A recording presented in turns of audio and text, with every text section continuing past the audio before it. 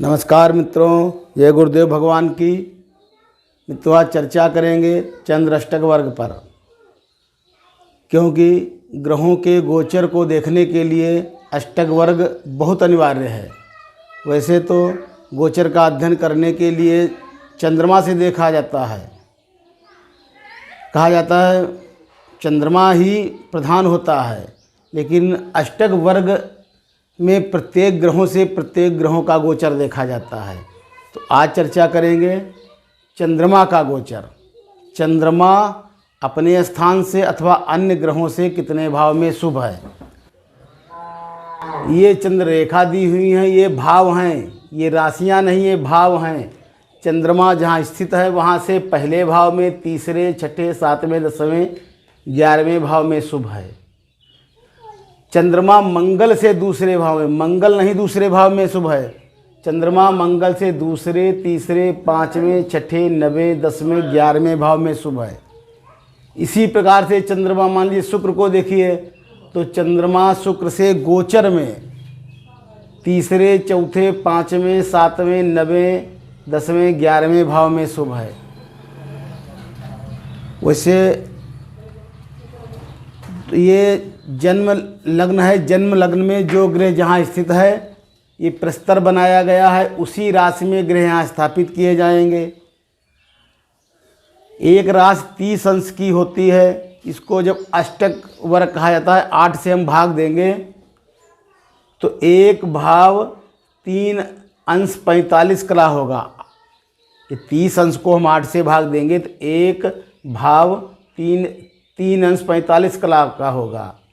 और हमें पिछले वीडियो में बता चुके हैं, पहले भाव का स्वामी शनि, दूसरे का गुरु, तीसरे का मंगल, चौथे का शुक्र, पाँचवें का शुक्र, छठे का बुध, 7वें का चंद्रमा, 8वें भाव का लग्न स्वामी होता है। या यूँ मान लीजिए, उत्तरोत्तर बढ़ती हुई गति के लिए शनि सबसे मंद गति है, गुरु उससे कम है, मंगल उससे कम है, सूर्य उससे कम है, और लग्न सबसे गतिमान होती है। इस क्रम से है। तो यहाँ पर देखिए, अब लग्न चक्र में 12वें भाव में दूसरी राशि में सूर्य, बुध, शुक्र हैं। तो यहाँ पर हम दूसरे भाव में, दूसरी राशि में सूर्य, बुध और शुक्र लिख लेंगे। राहु केतु की इसमें गिनती नहीं होती है। उसके बाद गुरु, शनि 10वें भाव में अष्टमस्थ है, मतलब 10वीं राशि में। तो यहाँ 10वीं राशि में गुरु और शनि है। चंद्रमा मंगल 9वें भाव में 11वीं राशि में है, तो यहाँ पर चंद्रमा और मंगल लिख लेंगे। जैसे यहाँ पर हमको सूर्य देखना है, सूर्य अपने भाव से चंद्रमा सूर्य से तीसरे, छठे, 7वें, 8वें, 10वें, 11वें में शुभ है। तो चंद्रमा जो यहाँ बैठा है, ये सूर्य से तीसरे, छठे, इस भाव में शुभ नहीं रहेगा, इसमें शुभ नहीं रहेगा। तीसरे में शुभ होगा, चौथे में शुभ नहीं, 5वें में शुभ नहीं, छठे में शुभ होगा, 7वें में शुभ होगा। जिसमें शुभ होता है उसमें हम एक रेखा देते हैं, जिसमें अशुभ होता है उसमें हम 0 लिख देते हैं, शून्य दे देते हैं। तो वैसे तो चंद्र जिस राशि में स्थित होता है वहीं से स्टार्ट करते हैं कुछ लोग, 11वें, 12वां, 1, 2 इस प्रकार से। और चाहे आप पहले दूसरे से स्टार्ट करिए, क्योंकि जो इनका योग होता है वो समान आएगा। यहाँ पर प्रत्येक ग्रहों की जो रेखाएं होंगी, प्रत्येक राशि में प्रत्येक ग्रहों की जो रेखाएं बनेगी यहाँ पर वो समान आएगी। चाहे आप एक पहली राशि यहाँ रख दीजिए, 12वीं राशि यहाँ लाकर रख दीजिए, कोई अंतर नहीं आएगा।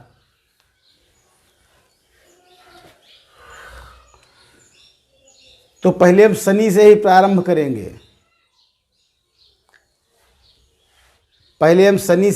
करेंगे।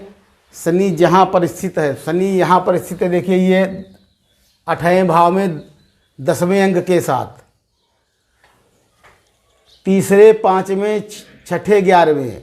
तो यहाँ इसमें कोई रेखा नहीं देगा, इसमें रेखा नहीं देगा, तीसरे में देगा चौथे में नहीं देगा, पाँचवें में देगा, इस प्रकार से।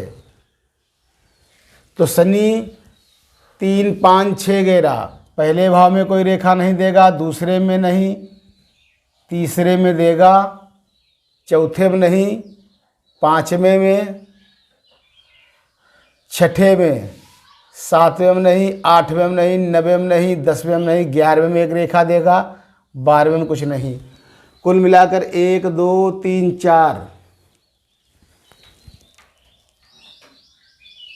4 रेखाएं दी हैं शनि की। ये 4 रेखा जब चंद्रमा गोचर करते हो, चंद्रमा जब गोचर करेगा तो शनि से इन भावों में शुभ फल देगा, शेष भाव में अशुभ फल देगा।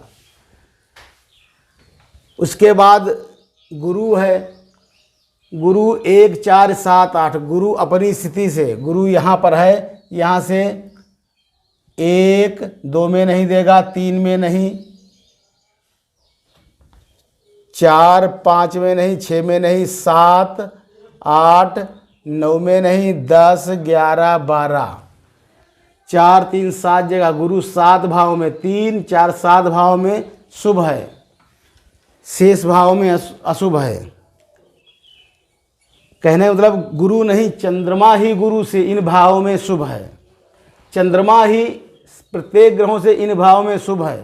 लेकिन आप ये ध्यान रखिए, चंद्रमा अपनी स्थिति से तथा शेष ग्रहों से इन भावों में शुभ प्रद है, शेष भाव में अशुभ है।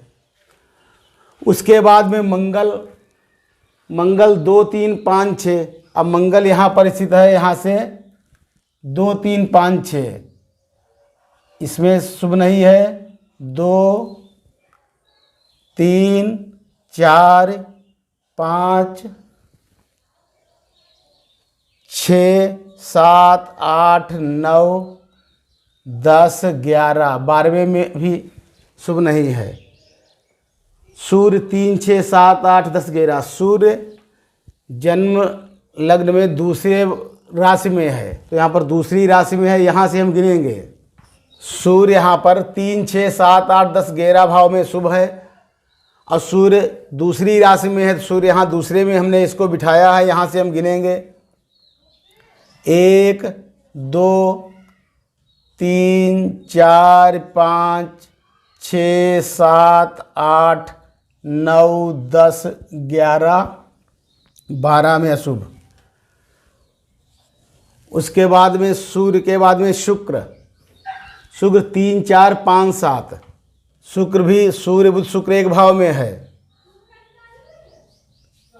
3 4 5 7, 1 2 3 4 5 6 7 8 9 10 11 और 12 में भी शून्य रहेगा। 1 2 3 4 5 6 7, शुक्र 7 भाव में शुभद है। उसके बाद बुध 3 3 6 2, बुध 8 भाव, चंद्रमा बुध से इन 8 भाव में शुभ रहेगा।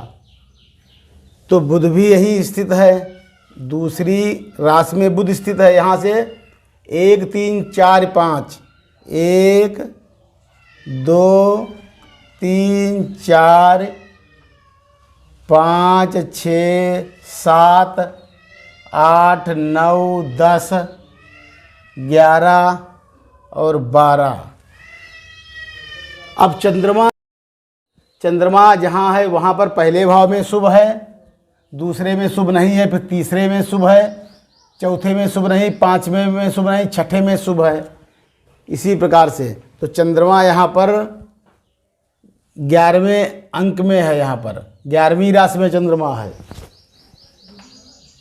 चंद्रमा यहाँ 11वें अंक में है। 1 3 पहले भाव में, दूसरे में नहीं, तीसरे में एक रेखा देगा, चौथे में नहीं, पाँचवें में नहीं, छठे में रेखा देगा, सातवें में देगा, आठवें में नहीं, नवें में नहीं, 10वें में रेखा देगा, 11वें में देगा और 12वें में रेखा नहीं देगा। इसी प्रकार से लग्न 3 6 10 11, चंद्रमा लग्न से 3, 6, 10, 11 भाव में सुबध है।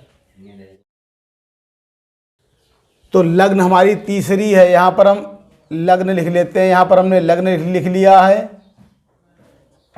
और लग्न से 3, 6, 10, 11, लग्न से 1, 2, 3, 4, 5, 6, 7, 8, 9, 10 और 11, 12वें में भी शून्य देगा।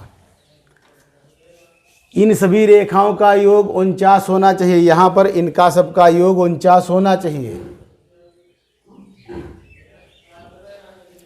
अब हम देखते हैं 1, 2, 3, 4, 5 मेष में 5, मेष में 5 रेखाएं मिली हैं।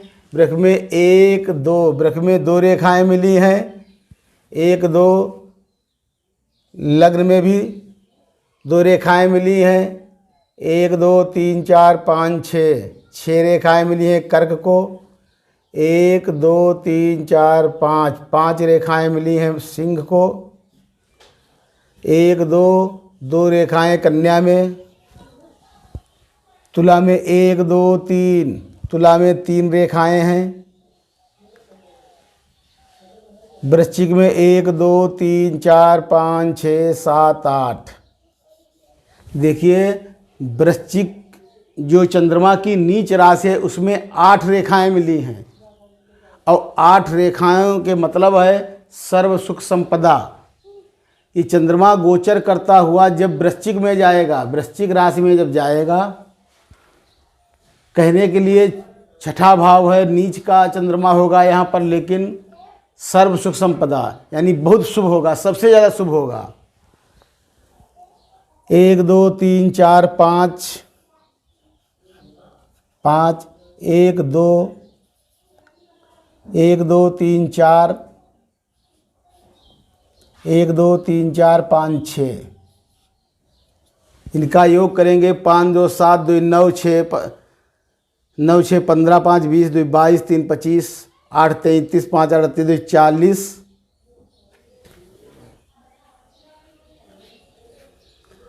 5, 2, 7, 2, 9, 6, 15, 5, 20, 2, 22, 3, 25, 8, 33, 5, 38, 2, 40, 4, 44, 6, 50, 7, 8, 9, 1, 2, 3, 4, 5, 6, 7, 8, 9, 3, 4, 5, 6, 7, 8। बुध यहाँ से 1, 2, 3, 4, 5, 7, 8, 9, 10, 11 और 12।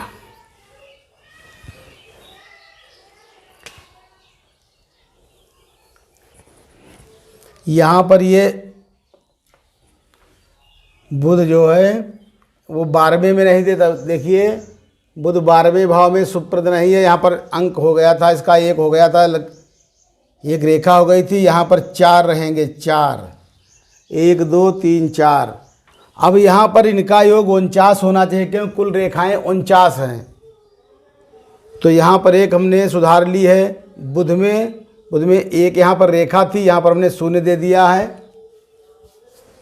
अब टोटल 4 हुई, 5 की जगह पर 4, 2, 6, 2, 8, 6, 14, 5, 19, 2, 21, 3, 24, 8, 32, 5, 37, 2, 39, 4, 43, 6, 49। 49 रेखाएं हो गई। इस प्रकार से सर्वाधिक वृश्चिक को रेखाएं 8 मिली हैं। उसके बाद में कर्क और मीन को 6 रेखाएं मिली हैं। तुम इस पहले लिखा चुके हैं हम। एक रेखा में कष्ट होता है, एक रेखा से कष्ट, 2 रेखा से धन क्षय, 3 रेखा से क्लेश और 4 से समता, समता होती है। और 5 से सौख्य है, 5 से सौख्य, 6 से धनागम धनागम, 7 से परमानंद, परमानंद, और 8 से सर्व सुख संपदा। अब 8 रेखाएं वृश्चिक को मिल रही हैं। चंद्रमा जब यहाँ गोचर कर कर आएगा तो सब सुख संपदा देगा। 7 किसी में नहीं प्राप्त हुई, 6 में प्राप्त हुई हैं। 6 रेखाएं मिली हैं मीन को और कर्क को, तो 6 में धनागम। राशि में आएगा चंद्रमा तो धन की प्राप्ति होगी। और जहाँ 2-2 लिखी हुई हैं, 2-2 यानी 4 रेखाओं से नीचे 4 पर समानता है, लाभ होगा, हानि होगी। और 4 से नीचे 3 में क्लेश, 2 में धन क्षय, 1 में कष्ट। 1 किसी में नहीं है, लेकिन 2-2 रेखाएं मिली हैं यहाँ पर। 2 रेखाएं यहाँ हैं, 2 यहाँ पर हैं, 2 यहाँ हैं, 2 4 जगह 2-2 रेखाएं हैं। 2 रेखाओं के मतलब धन क्षय। चंद्रमा गोचर बस वहाँ जाएगा तो धनहानि करेगा। यही सब विचार करते हैं, वो सूक्ष्म अध्ययन करने के लिए ये प्रस्तर बनाया जाता है। इसके अतिरिक्त इनको एक हम चार्ट में बनाकर लिख लेंगे। एक इसका हम, जिसको भिन्नाष्टक कहते हैं, भिन्नाष्टक एक हम बना लेंगे।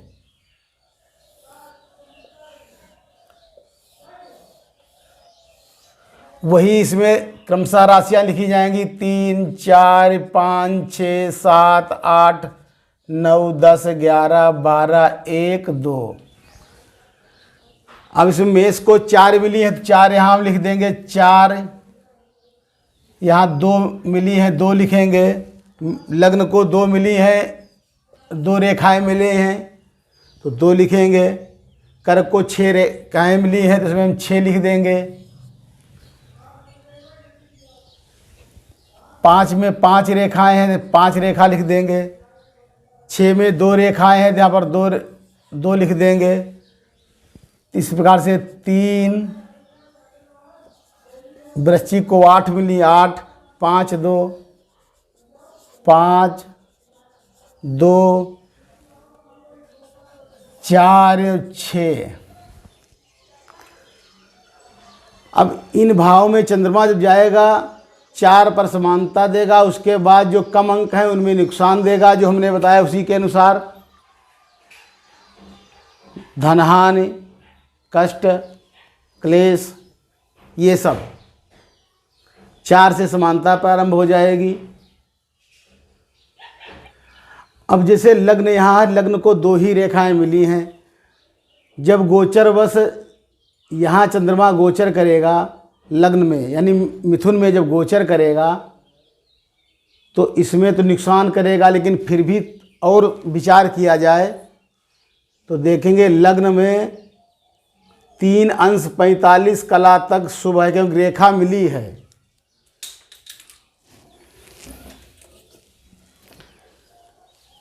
लग्न में देखिए 0 से 3 45 तक रेखा मिली है, तो चंद्रमा जब प्रवेश करेगा 3 अंश 45 कला तक शुभ रहेगा।